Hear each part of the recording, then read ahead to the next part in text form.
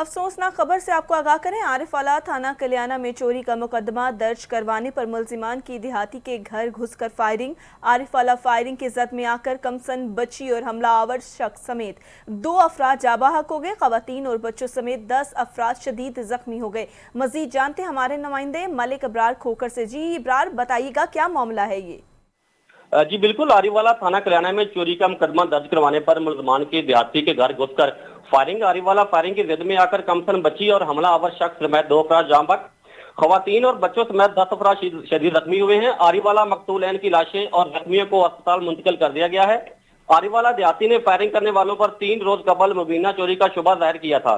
आरिफवाला वाकया गांव सिंहपुरा में पेश आया। मुलजमान की गिरफ्तारी के लिए छापे मारे जा रहे हैं। आरिफवाला इलाके में शदीद खौफ और हिरास फैल गया। जी आरिफवाला थाना कल्याणा में चोरी का मुकदमा दर्ज करवाने पर मुलजिमान की देहाती के घर घुसकर फायरिंग।